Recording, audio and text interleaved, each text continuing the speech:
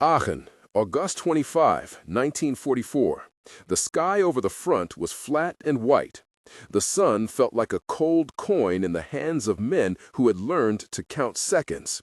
The silhouette of a P-47 Thunderbolt cut across the light like a hulking shape of iron, its radial engine coughing, then settling into a steady thunder, and the wind whispered metallic against the pilot's visor.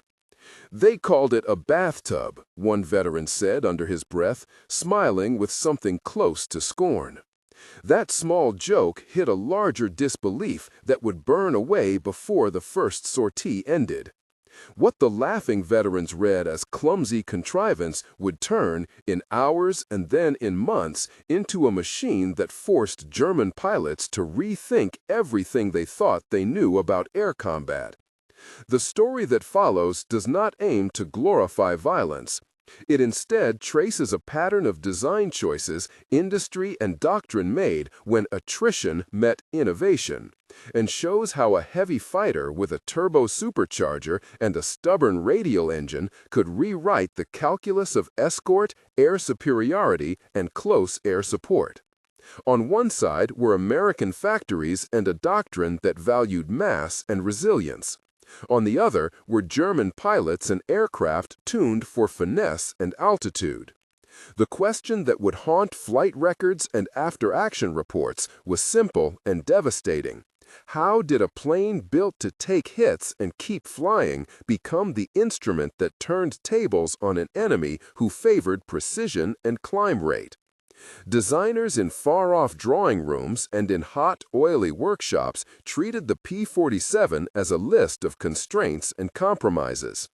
Samuel Pritchard, chief engineer at Republic Aircraft, wrote notes that looked like quarrels with physics itself.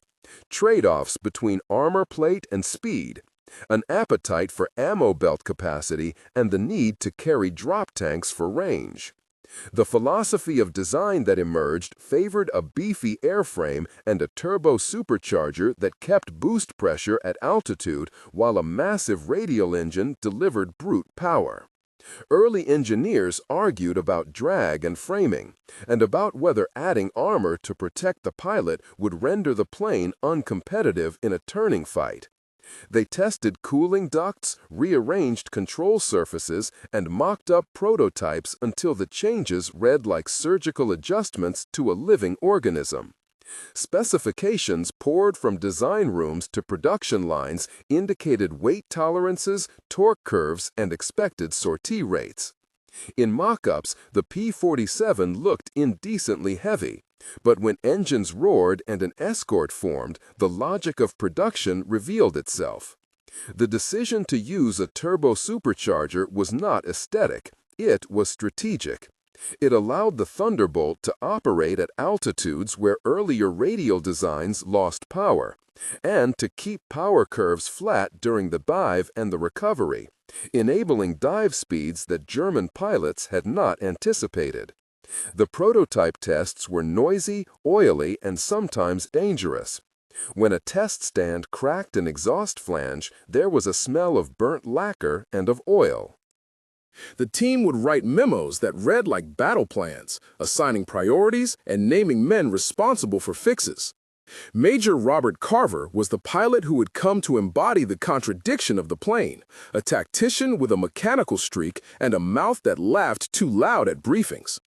His backstory began in a farm town with tractors and ruined acres, where he learned to keep machines running and to count hours by the way the sun bent over fields. He enlisted because he wanted to learn to fly and because the Army promised him a way out. At flight school, he earned praise for steady hands and a temper that cooled quickly under pressure. After one emergency landing in a training exercise when a carburetor iced, he kept the students calm by speaking in small, practical sentences and by making a joke about coffee and dead stick landings. That moment lingered as a pattern he returned to in combat, a voice that steadied men. At the squadron, he studied engineering notes for every aircraft he flew and began to mark pages with small triangles and numbers, as if auditing the planes. He married briefly to a woman named Evelyn who wrote long letters that smelled faintly of lavender. When he was sent overseas, those letters became maps he read before takeoff. His past taught him that heavy things could be made nimble by knowing their limits and by exploiting momentum. The backstory accounted for his approach to air combat: do not outrun the plane's strengths, but push the enemy into the plane's realm.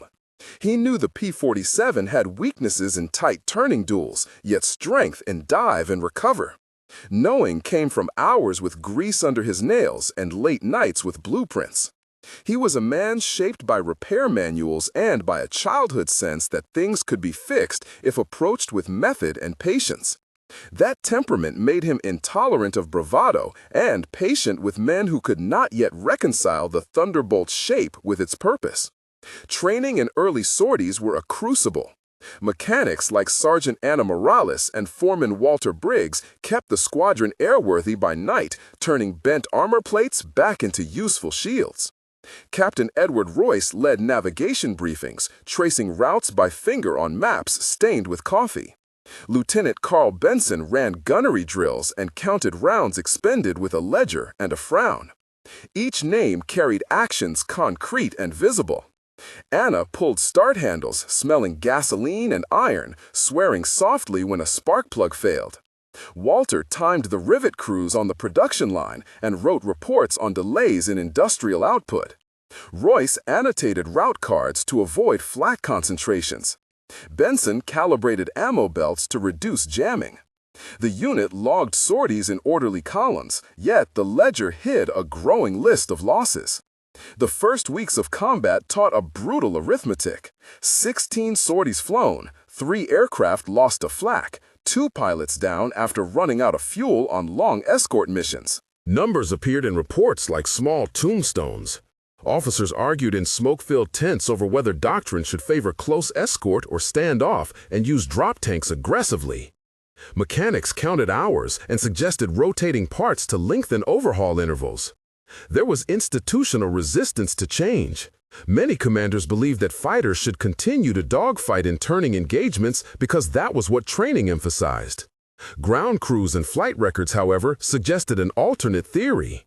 Pilots who used dive and zoom climb tactics, who traded turning for speed under gravity and then regained altitude using turbo supercharger power, survived longer.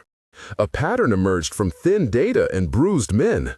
The Thunderbolt would not outturn a Bf-109 in a slow dogfight, but it could dive through formations, soak hits, and climb back out to fight another day. The first real shocks came in combat in a small cluster of incidents that would be written into squadron lore. In one engagement above the Ruhr River, a flight led by Carver encountered a patrol of German fighters near 26,000 feet. Engines screamed and oxygen tasted metallic as pilots switched tanks and checked instruments. The German pilots expected the short burst of power that altitude normally denied to large radial engines, yet the Thunderbolts held speed. The sensory field was intense: sight of tracer lines like falling strands of light, the smell of burned wax in hits, the taste of adrenaline in the mouth, the tactile shudder of control sticks that had taken sudden impacts, and the ringing in ears from near misses. Dialogue between pilots expanded into a rhythm of commands and quick assessments, every line a life sentence balanced on throttle and attitude. "Brake left now," Carver said. "I have a meatball on my tail," Royce answered. "Watch the right band of 3, Benson called. "Hit the deck and dive to the river," Anna said over intercom, thinking back to maintenance notes about compressed oil lines. "Drop tanks now," Walter shouted from the ground channel. "Climb after the pass," Carver commanded, and the squadron responded in cadence. They dove, the Thunderbolt shedding altitude with a velocity German fighters had not expected because the turbo supercharger maintained manifold pressure despite the fall. The German planes overshot on the pullout and were caught by the returning climb.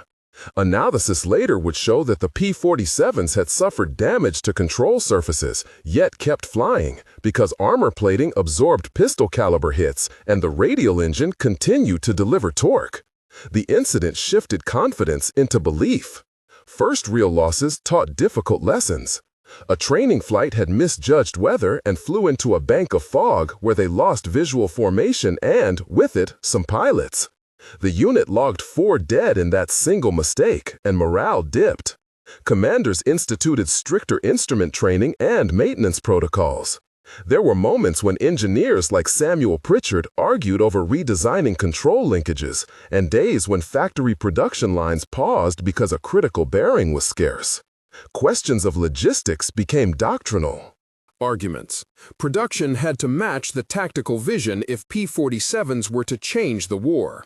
Records showed that sortie rate depended not just on pilot stamina, but on a steady flow of replacement parts from plants in Evansville and Farmingdale, where workers like Mary Collins and foreman Walter Briggs kept machines fed. The learning curve was steep and soaked in human cost. In the field, doctrinal changes grew out of necessity and improvisation. Carver and his squadron began to refine a set of tactics that would later be described in after-action reports as an emerging doctrine. The core idea was to avoid turning contests and to play to the Thunderbolt's strength, dive, and zoom climb. The technique required specific steps. First, use escort altitude to spot enemy patrols. Second, initiate a steep dive to gain surprise and velocity. Third, use concentrated bursts from the armament and then pull up using turbo supercharger maintained boost to reclaim altitude. Fourth, avoid prolonged low-speed turning fights. The process favored precise timing and mutual support. Techniques of rearming and refueling on the ground had to speed up to keep sortie rhythm.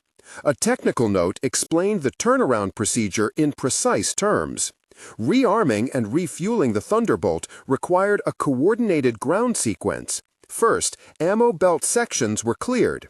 Then, fresh belts were linked and timed with quick couplings on the feed tray. Fuel hoses engaged a gravity-assisted pump while a gauge reader confirmed tank levels. Crew chiefs synchronized the stopwatch to achieve a minimum servicing time. The explanation is practical and specific, and in one sentence captures why ground speed mattered for air power. Process explanation 1. Turbo supercharger operation, in concise technical terms. A turbo supercharger harnessed exhaust gas flow to spin a turbine, which drove a compressor, forcing denser air into the radial engine. At altitude, where thin air reduced power, the system kept manifold pressure higher, so the engine retained power during dives and climbs. Careful plumbing and heat shielding were required to prevent detonation and to manage back pressure. Process explanation 2. Rearm and refuel turnaround procedure, in concise technical terms. Ground teams followed a choreographed sequence to prepare an aircraft ammo belts. Ammo belts were checked and replaced while fuel hoses engaged pumps and oil levels confirmed. A crew chief timed the operation and reported ready when instruments read nominal, which reduced ground time and increased sortie frequency. Process explanation 3.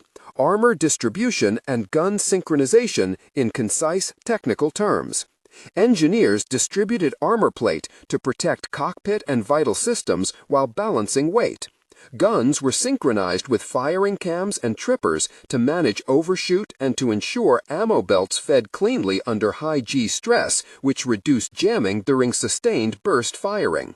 After the first series of tactical successes, the squadron started to collect testimonies from enemy encounters. Oberleutnant Franz Becker of a German wing later wrote a terse note in an interrogation recording that captured surprise and grudging respect. They dived like rocks and came up firing. As if nothing had happened. That single line amplified across intelligence reports. German pilots reported that the Thunderbolt could take hits to its control surfaces and still obey the stick. That armor plating around the fuel tanks reduced the flammability that had plagued other designs. And that its combination of ammo capacity and high-velocity dive firing created a method of attack that punished attacker and defender alike. Those reports contained numbers and they mattered. Sample intelligence showed a squadron surviving 5 attacks in a single engagement with only 1 plane down, compared to earlier ratios where similar numbers of fighters tended to suffer more losses. The first major combat scene played out over the industrial valley near the city of Cologne, and it provides a compact textbook of how tactics, machine, and men intersected. Engines thrummed a baseline sound that set nerves to tempo. The P-47s took off in a sweep smelling of hot oil and tire rubber. Pilots checked guns and radios, fingers cold on triggers. A radio call broke the monotony. Band of 3 at 2 o'clock low, private channel. Carver spoke with clipped calm. Form up on me, we engage high, then dive through. Royce answered, I am with you, Major. Benson chimed. Ammo green, 500 rounds per gun. Anna reported from maintenance. All guns cleared and timed. Walter added from command. Drop tanks as ordered. Save fuel for climb. Carver repeated the plan slowly. Dive through the group, hold fire until firing solution, then rip a burst and climb. The Thunderbolts entered a controlled fever. The visual texture was wires of tracer, the smell of burning cordite, the tactile squeeze of G as they pulled out, the sharp taste of metal in mouths when planes nearby exploded, and the ringing cling of shrapnel hitting airframe. German fighters engaged and overshot on pullouts again and again, because the P-47s exploited dive speed and the turbo supercharger kept engines alive in the recovery. The scene contains 8 to 10 extended exchanges, each one short and kinetic, carrying decisions and corrections.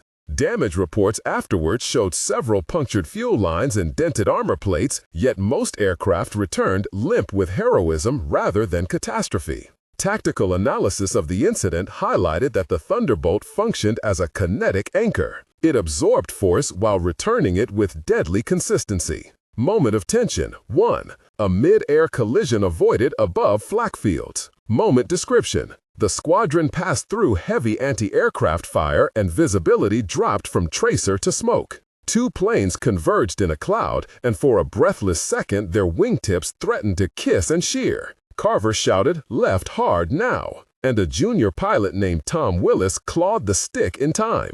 Engines strained and sweat soaked pilots' faces. The close call left both planes with gouged ailerons but flying. Repairs on the ground took 3 hours, and the near miss altered formation spacing doctrine to maintain safety in dense fire. During a series of larger missions, the Thunderbolt role expanded beyond escort.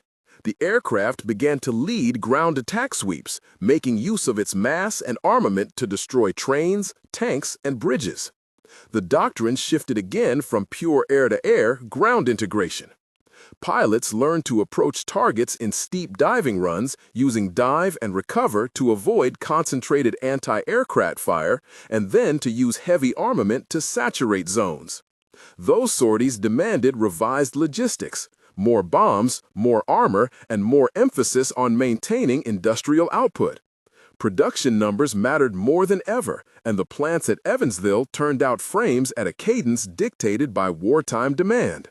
Reports noted production line rates and industrial output totals and compared them to enemy production. Where German factories had specialized small batch methods, American production lines favored scale and interoperability of parts. Moment of tension 2. An engine hit and stubborn return over hostile territory. Moment description. In a ground attack over a rail yard, a Thunderbolt took direct small caliber fire into the starboard engine. Oil sprayed and the engine coughed, but the turbo supercharger kept running enough to maintain partial thrust. Carver radioed, "Feathering starboard is not responding." He added, "I am headed to friendly lines, but I will try to find a small field." Royce responded, "We will escort you down." For 20 minutes, the damaged plane limped home with 2 banded wingmen suppressing ground fire. The smell of burning oil filled the cockpit, and instruments jittered. Yet the plane touched down on a strip barely more than a field. The episode reinforced the utility of robust systems and the human skill of pilots and crews. Tactics matured in that gritty period as the unit learned to maximize the P-47 Thunderbolt advantages. Training drills incorporated simulated dive runs and coordinated conversations between wings and fighters. The squadron refined counting of rounds down to the last belt and practiced simultaneous pullouts. German reconnaissance started to alter their patrol patterns and at times sought to trap Thunderbolts in slow turns where they might be outmaneuvered.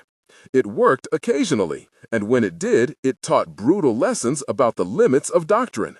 But statistical tracking of sorties and losses began to tilt in favor of the new approach. For every deep escort that used dive and zoom techniques, loss ratios improved and mission success rates rose. Reports recorded numbers, sorties per mission, average fuel consumption per sortie, machine time between overhauls, and the rising industrial output that fed this operational tempo. Moment of tension 3. A low-level strafing run turned into an extraction under fire. Moment description. During a close air support mission, a pair of Thunderbolts found themselves in a valley with unexpectedly dense light anti-aircraft fire. One plane took a direct hit to its oil cooler, and smoke billowed. Carver and Royce coordinated a tight covering pass to allow the damaged craft to escape. Radio chatter became terse and choked. "Hold on, I see a field." The damaged pilot banked hard, and the roar Of projectiles sounded close enough to taste. They escaped with only superficial damage, but the mission emphasized that even machines built to take hits were not invulnerable and required careful planning. Production and logistics became storylines of their own. Factories like those in Evansville and Farmingdale adopted production line practices that emphasized interchangeable parts and standardized subassemblies, raising industrial output. The production line moved wings, fuselage, engines, and armament through stations staffed by specialist crews. Women and men on the line, like Mary Collins or Foreman Walter Briggs, drilled rivet patterns and timed oil seal installations. Statistical records and factory logs showed weekly outputs and defect rates, which command used to project availability. The flow of ammunition belts, drop tanks, and spare radial engines through supply depots set the tempo of warfare. Fuel consumption statistics became a strategic consideration. The P-47 consumed more fuel than some lighter fighters, and the need for drop tanks changed mission planning. Logistics reports compared consumption curves and suggested batch ordering to avoid shortages. The industrial scale of manufacture meant that repairs in the field were sometimes quicker than rebuilding from scratch a damaged frame. Production numbers mattered. Numbers of Thunderbolts rolled off lines monthly climbed into the hundreds, and each airframe represented a node in a network of maintenance, transport, and supply that stretched from factory floor to forward airfield. A technical procedure for engine overhaul and replacement explained in direct practical terms.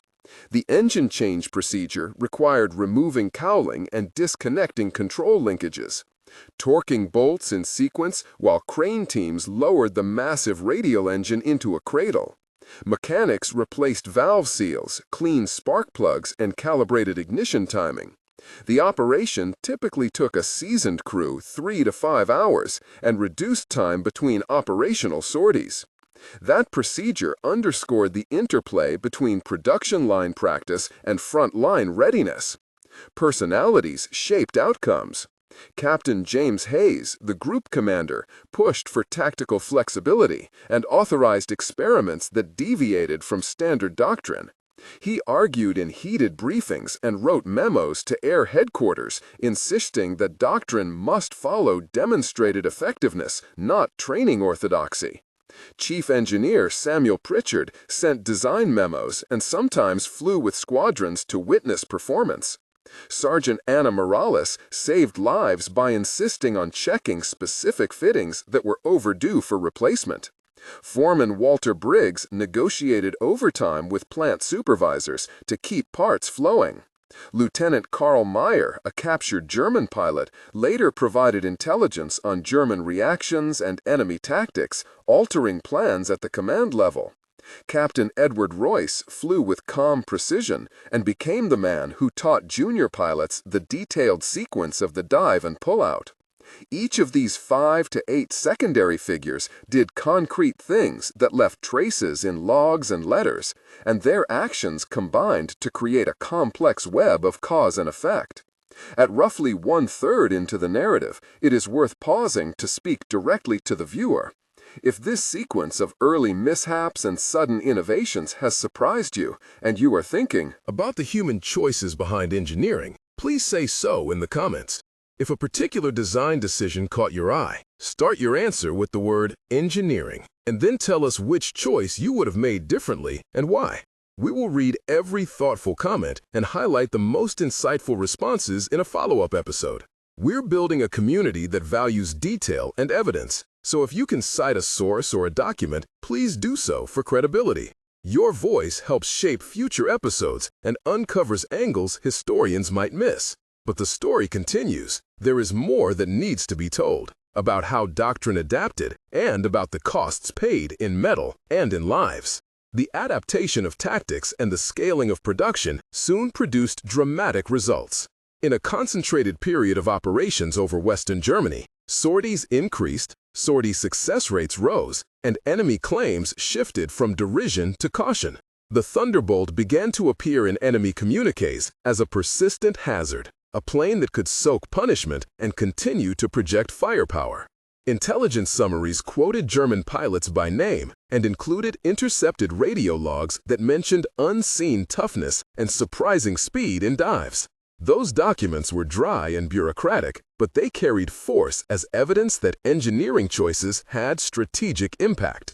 Statistical tables attached to after-action reports showed reduced attrition rates for units employing dive and zoom doctrine, and greater success in ground attack missions measured in destroyed locomotives and disabled armored vehicles. The accumulation of small numbers produced a tide. Major moments of operational significance included large missions where the Thunderbolt formation changed enemy behavior.